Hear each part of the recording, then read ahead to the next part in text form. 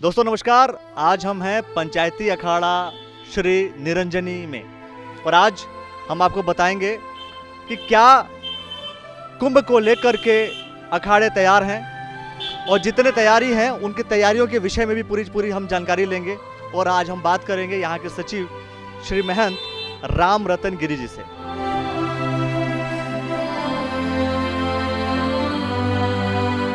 इस अखाड़े में क्या है, इस अखाड़े का मतलब क्या है और अखाड़ा कहते किसे हैं, और जानेंगे कि आखिर कोई व्यक्ति सन्यासी बनता है तो क्यों बनता है और महाकुंभ को लेकर के क्या क्या तैयारियां हैं। सबसे पहले अगर कोई व्यक्ति स्नान, सबसे पहले शाही स्नान कौन करता है, क्या उसका कोई विधि विधान भी है सबसे पहले शाही स्नान करने का, ये पूरी जानकारी हम आपको देंगे। आइए हमारे साथ।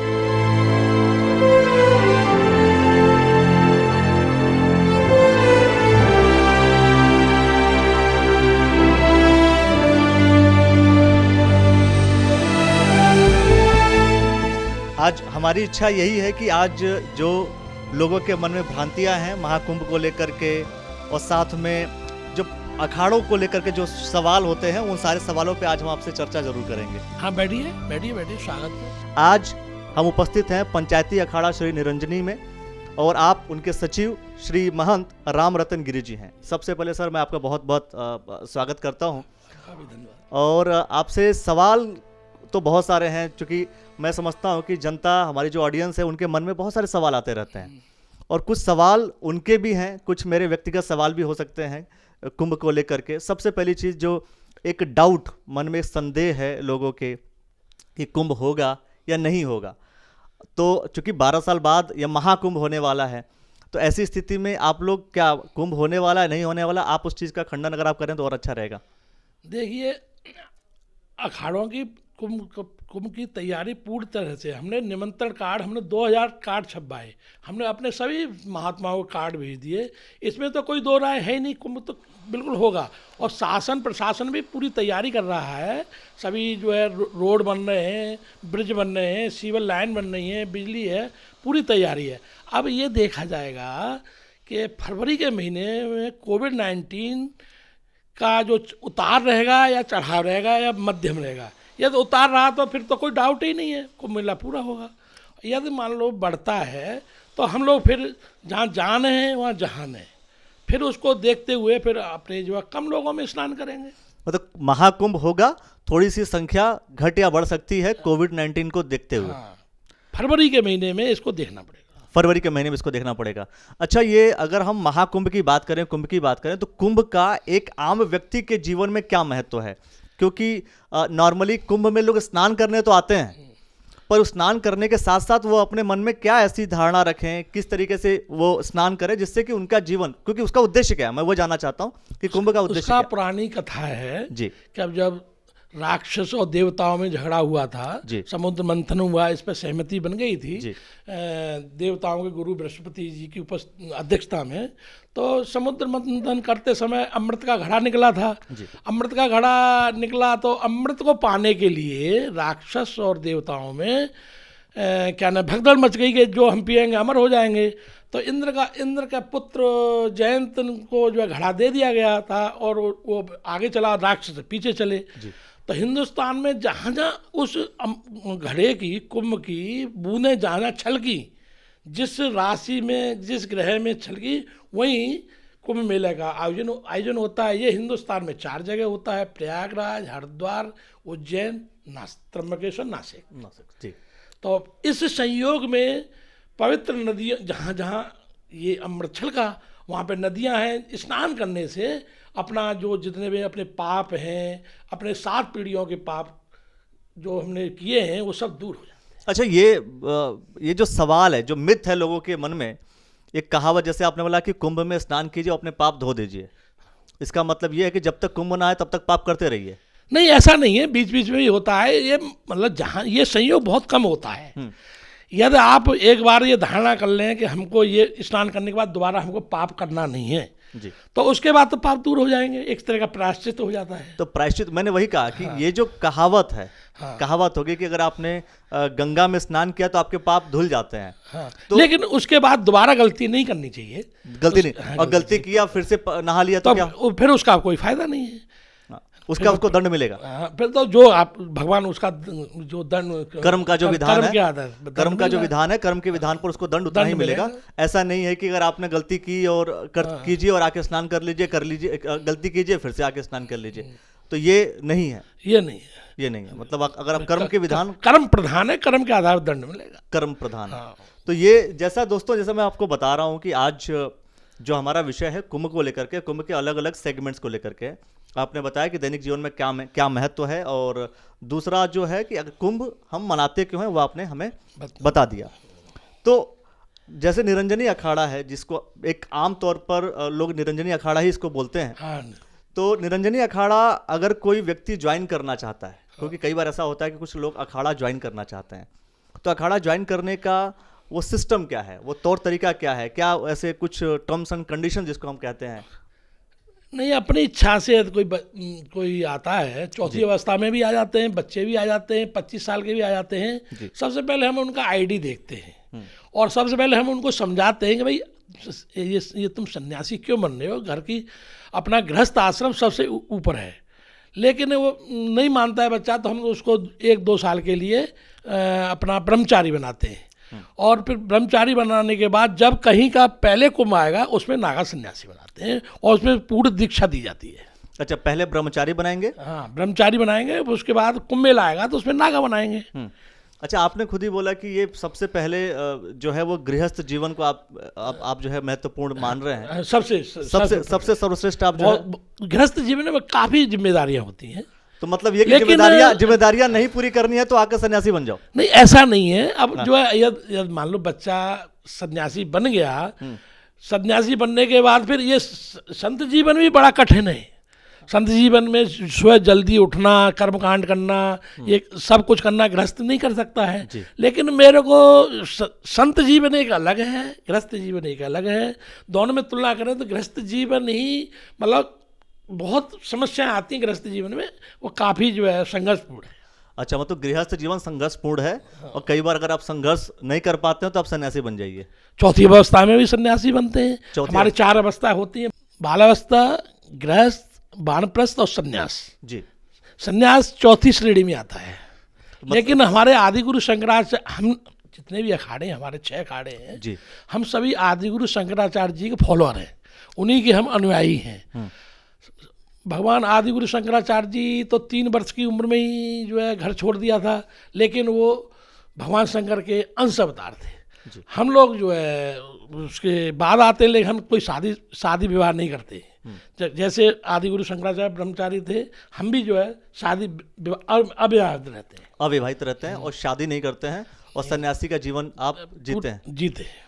ठीक है। अब ये जो विषय है, अभी एक और सवाल है मेरे मन में, जो कि कुंभ जब स्नान करने के लिए लोग निकलते हैं तो उस दौरान जितने भी अखाड़े हैं 13-14, अभी एक और एड ऑन हो गया है। नहीं, वो 13 ही मानी है ये, ऐसे तो करते अफवाह है। हाँ। वो किन्नर अखाड़े की बात कर रहे होंगे। किन्नर अखाड़ा कभी अखाड़ों में गिनती होगी नहीं, लेकिन हमारे अखाड़ा में गिनती होगी नहीं। वो 13 अखाड़े जो मान्य अखाड़े हैं, हमारे जो मान्यता प्राप्त अखाड़े पुराने प्राचीन काल से हैं, वो 13 अखाड़े हैं। ऐसे तो परी अखाड़ा वाला भी बोल रहा था, ऐसे किन्नर अखाड़ा है। हाँ, किन्नर अखाड़े वाले में हमारे राष्ट्रीय महासचिव हरिगिरी जी ने उनको ये कहा है कि भाई ये आपका ठीक है, आपकी इच्छा है कुंभ में नहाने की, तो चलो हमारे साथ आप नहा लेना, लेकिन हम अखाड़े की मान्यता नहीं देंगे। तो अखाड़े की मान्यता किन्नर अखाड़े को नहीं मिलेगी, अखाड़े की मान्यता नहीं मिलेगी। स्नान उन्होंने अपना लिया है, मतलब श्री हरिगिरी जी महाराज ने स्नान कर सकते हैं, कोई बात नहीं। अच्छा, उनको प्रशासन जगह भी देता है, प्रयागराज में भी जगह दी, और यहाँ पे यदि वो प्रार्थना करेंगे महिला प्रशासन से तो उनको जगह मिल जाएगी। लेकिन वो अपना अलग से अब तो नहाने के लिए जुना अखाड़े ने मंजूरी दे ही दी है, प्रशासन में हो ही गया है, लेकिन अखाड़े की मान्यता नहीं मिलेगी। तो ये एक बहुत बड़ा विषय निकल करके आया कि अखाड़े की मान्यता नहीं मिलेगी, आप स्नान कर सकते हैं। स्नान से ही मैं एक पॉइंट ऐड ऑन करना चाहता हूँ। एक सवाल आपसे है कि सबसे पहले कौन स्नान करेगा, क्योंकि जब 13 अखाड़े हैं तो 13 अखाड़ों में सबसे पहले कौन सा अखाड़ा स्नान करेगा, ये कैसे सुनिश्चित करते हैं? ये हमारे अंग्रेजों के समय से जी, जब ये तो कुंभ हमारा सतयुग से चला आ रहा है, लेकिन हमारे अंग्रेज शासन था, जब ही चारों जो हमारे अखाड़े मेन 4 अखाड़े हैं, 3 अखाड़े मेन जुना अखाड़ा, निरंजनी अखाड़ा, महानिर्वाणी अखाड़ा। जी। निरंजनी के साथ आनंद अखाड़ा चलता है, जुना के साथ आवाहन और अग्नि अखाड़े चलते हैं, महानिर्वाणी अखाड़े के साथ अटल अखाड़ा चलता है। तो 3 है। तब ये 4 जगह कुंभ होता है। तो भाई ये समस्या आई थी, विवाद हो गया था कैसे। तो सबसे पहले प्रयागराज में महानिर्वाणी अखाड़ा तीनों स्नान पहले करता है, तो उनको प्रयागराज को पहला स्नान दे दिया। तीनों स्नान का मतलब शाही स्नान से है। शाही स्नान है जी। ये कुंभ मेले का मतलब शाही स्नान से ही होता है। जी। कुंभ मेला मतलब शाही स्नान। अब आई उज्जैन की बात। उज्जैन में श्री पंच जुना अखाड़ा पहले स्नान करता है। जी। अब नासिक में वैष्णव समाज के संत नहाते हैं गोदावरी नदी में। हम लोग जो है त्र्यंबकेश्वर में कुशा घाट बनाते हैं। जी। तो वहाँ पे जो मेन स्नान है वो निरंजनी अखाड़ा करता है, जो 2 स्नान है वो जुना अखाड़ा करता है। अब लास्ट बचता है हरिद्वार। हरिद्वार में पहला स्नान निरंजनी अखाड़े का है, लेकिन हमारे ये जुना अखाड़ा निरंजनी अखाड़े के आपसी सहमति से दोनों भाई बंधु से, क्योंकि शिवरात्रि का स्नान का रूट अलग है और मुख्य स्नानों का रूट अलग है। तो जुना अखाड़ा पीछे उत्तर की तरफ रहता है, तो हमारे सहमति से, दोनों की सहमति से जुना अखाड़ा पहले स्नान कर लेता है बड़े भाई बंद से। और 3 स्नान जो हमारे होते हैं निरंजनी करता है। तो कहने का तात्पर्य यह है कि हरिद्वार में पहला क्रम निरंजनी अखाड़े का है। तो पहला क्रम निरंजनी अखाड़े का है, लेकिन जुना अखाड़ा आपसी सहमति से पहला स्नान शिवरात्रि का करता है। शिवरात्रि का सबसे पहले करता है, आपस में भाई बंद से करता है। जी। अच्छा, दोनों की सहमति है, हमें उसमें कुछ नहीं है, पहले से चला आ रहा है। जब ये पेशवाई निकलती है स्नान करने के लिए, जब आप जब बाहर जाते हैं स्नान करने के लिए, जब निकलते हैं, उसमें सबसे पहले कौन आगे चलेगा पेशवाई में? जी। सबसे पहले तो हमारे देवता, सबसे पहले हमारे क्या नाम है, ध्वजा रहती है। जी, ध्वजा। हाँ जी। उसके बाद हमारे जो है देवता रहते हैं। देवताओं के पीछे हमारे आचार महामंडलेश्वर रहते हैं। जी। आचार महामंडलेश्वर के बाद फिर मंडलेश्वर क्रमबद्ध रहते हैं, सीनियरिटी के अनुसार मंडलेश्वर रहते हैं। जो पहले मंडलेश्वर बना है वो पहले आएगा आचार्य जी के पीछे, जो बाद में बनाया वो बाद में आएगा, ऐसे सीनियरिटी से। तो वो अच्छा, सीनियरिटी का जो पूरा हायरार्की जो है, पूरी हायरार्की को पूरे फॉलो करते हुए सीनियरिटी को पूरा फॉलो हर मंडलेश्वर चाहते हैं कि हम आगे आए, हम आगे आए। लेकिन इसका यही है भाई, जो पहले मंडलेश्वर बनाया अखाड़े का वो आचार्य जी के पीछे रहेगा। पहली प्रायोरिटी, पहली प्राथमिकता उनको दे दी जाती है। और इसका कोई दूसरा वो नहीं है ना, कोई मतलब मापदंड नहीं है ना। ये सबसे अच्छा मापदंड है भाई, सीनियरिटी किसकी ज्यादा है, तो वो सबसे बेहतर हो जाता है। अब एक और सवाल है कि अगर कोई स्नान करने जब पहुंचते हैं, एक अखाड़ा है, अखाड़े के सभी लोग वहां पहुंचे स्नान करने के लिए, तो वहां पर सबसे पहले कौन स्नान करेगा? सबसे पहले हमारे जो इष्ट देव हैं, इष्ट देव और हमारे देवता जी, उनकी सबसे पहले आचार्य जी के द्वारा, आचार्य महामंडलेश्वर जी के द्वारा उनकी पूजा की जाती है सबसे पहले जी। पूजा होने जाने के बाद आचार्य जी और हमारे जो देवता होते हैं सबसे पहले स्नान दोनों एक साथ डुबकी लगाते हैं। जब एक डुबकी ऊपर जब डुबकी लगा ली, उसके बाद फिर सभी महंत, संत, नागा और गृहस्थ सेवक लोग स्नान करते हैं साथ में। मतलब एक और सवाल मैं आपसे करना चाहता हूँ कि ये जो तिथियां डिसाइड होती हैं जी, कि इस दिन शाही स्नान होगा, इसका निर्णय लेने का तरीका क्या है? कैसे डिसाइड होता है कि इस दिन ही शाही स्नान है? नहीं, ये तो पहले से ही चला आ रहा है परंपरागत रूप से। शिवरात्रि का पहला स्नान होता है और चैत्र मास की अमावस को दूसरा होता है। फिर संक्रांति आती है, इसको यहाँ उत्तर भारत में बैसाखी कहते हैं जी। बैसाखी में तीसरा स्नान होता है। इस बार वैष्णव समाज के अनुरोध पर और सभी अखाड़ाओं के अनुरोध पर उनकी छाती के एक स्नान हमको भी नहला दिया जाए, हनुमान जयंती का बढ़ गया है। अच्छा, तो ये इसलिए चार शाही स्नान जो आपने तिथियां बताएं कि इन दिनों पर शाही स्नान होते हैं और उस दिन वो लोग स्नान करते हैं। चलिए दोस्तों, मैं समझता हूं कि मेरे मन में बहुत सारे सवाल आ रहे हैं, आपके मन में भी आ रहे होंगे। अगर आपके मन में कोई सवाल है कुंभ की जानकारियों को लेकर के, मैं कहता हूँ नागा साधु बनते हैं उनकी जानकारियों को लेकर के, या मंडलेश्वर को लेकर के, अखाड़ों की जानकारी को लेकर के, अगर कोई आपके मन में सवाल है तो आप कमेंट सेक्शन में सवाल जरूर लिख दीजिए। अगली बार जब हम बैठेंगे आपके साथ तो उन सवालों को लेकर के भी हम चर्चा करेंगे और हमारी कोशिश ये रहेगी कि द न्यूज़ वाला नेटवर्क आपको उन सवालों का जवाब आपको दे, जिससे कि आपको जानकारी मिल सके, कुंभ से रिलेटेड जो भी जानकारी हम आपको अच्छी तरीके से दे सकें। और दोस्तों जाते जाते मैं एक सवाल अपनी तरफ से फिर से यही पूछना चाहता हूँ कि अखाड़ा जो शब्द है, नॉर्मली सामान्य तौर पर किसी भी अगर आप व्यक्ति से पूछेंगे अखाड़े का मतलब क्या, तो कुश्ती समझेंगे, एक दूसरे से कुश्ती लड़ना भी अखाड़ा है, और वो स्थान जहाँ पर लोग कुश्ती लड़ते हैं वो भी अखाड़ा कहते हैं। तो उस अखाड़े में और इस अखाड़े में अंतर क्या, और अखाड़े का मतलब क्या हुआ? आपने बहुत ही अच्छा क्वेश्चन पूछा जी। अखाड़ों का मतलब तो एक्चुअली वही है जो कुश्ती वाला है जी। जब मुगलों का राज्य था यहाँ पे तो हमारे मंदिर तोड़े जा रहे थे जी। राजा महाराजाओं पर कहीं पराजित हो रहे थे, कहीं उन मुगलों को भी पराजित कर रहे थे। तो हमारे नागा सन्यासियों ने एक डिसीजन लिया, क्यों नहीं हम अपने सनातन धर्म के लिए हम ये मंदिर कब तक तोड़वाते रहेंगे। तो नागा फौज बनाई, नागा फौज, हाँ, नागा मतलब नागा सब एकत्र होकर राजा के साथ लड़े, कहीं जीते कहीं हारे, कई जगह हम जीते भी जी। तो इस क्योंकि अखाड़ा क्या है, ये कुश्ती वाला अखाड़ा है, तो ये सेंस यही है कि हमारे नागा सन्यासियों ने राजाओं के साथ मुगल जो अत्याचार कर रहे थे उनको उनके साथ दिया, लड़े भी, और 60% जीते भी तो 40% हारे भी। तो इसलिए ये अखाड़ा शब्द जो है जुड़ गया है। युद्ध कर रहे थे, कुश्ती लड़ रहे थे इस वजह से नहीं। हाँ। जैसे दो गुटों में लड़ाई होती है कब्जे के लिए, इस तरह से हमारा शस्त्र तलवार है, तलवार से राजाओं के साथ हम लड़ रहे थे, तलवार, भाला, लठ और मुदगल, इससे राजाओं को साथ दिया हमने।